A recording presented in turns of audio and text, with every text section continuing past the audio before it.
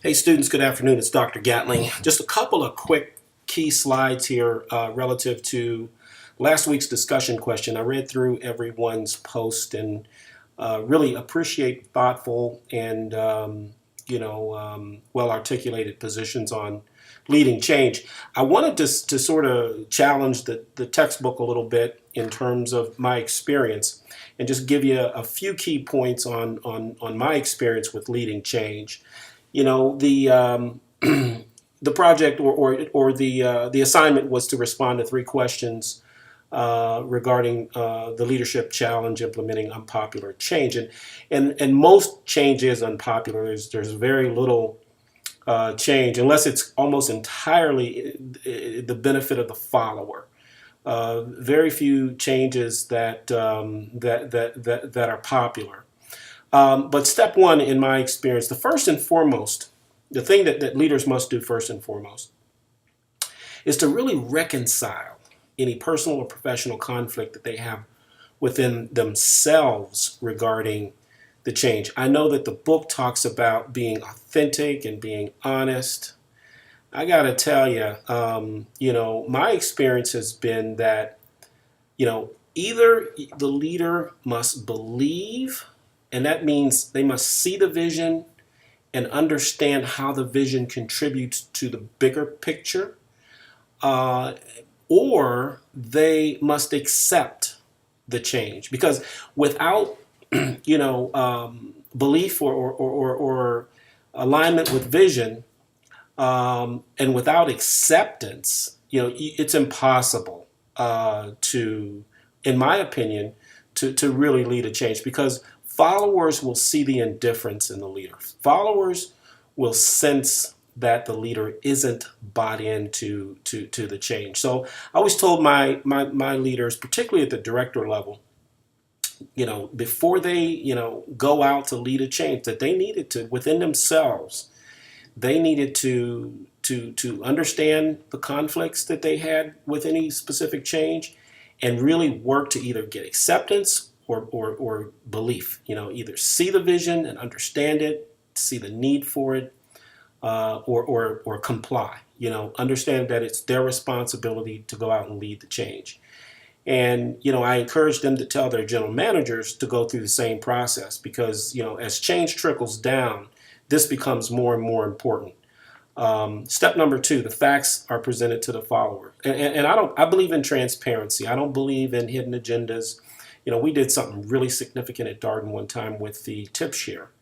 And, there were part of the folks in the strategic room that wanted to sort of disguise the fact that it was a, $30 million positive net effect for the company.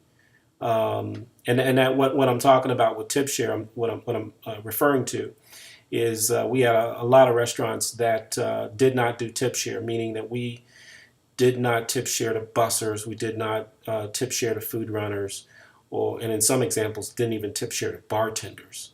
So when we implemented tip share, of course, wage rate reduced for those job classes, and we saw pretty significant $30 million positive sort of cash flow from that. So, making sure that you're transparent and clear about the facts with followers, because if followers sense that there is, some, you know, something is disingenuous or inauthentic, it just feeds into that resistance.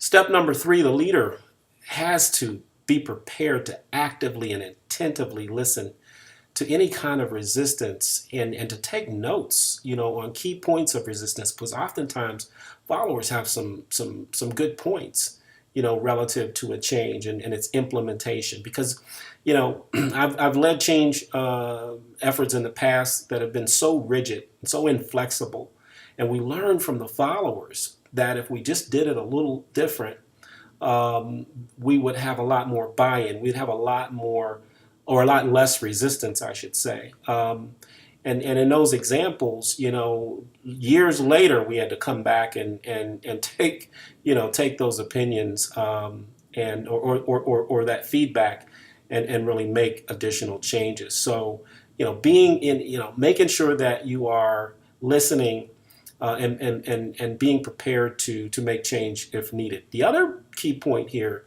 is that, there are certain people within any group that, tend to have more to say than other people. And pay very close attention to those folks because they are what I would call the opinion leaders. They are the ones that sort of sway the consciousness of the group.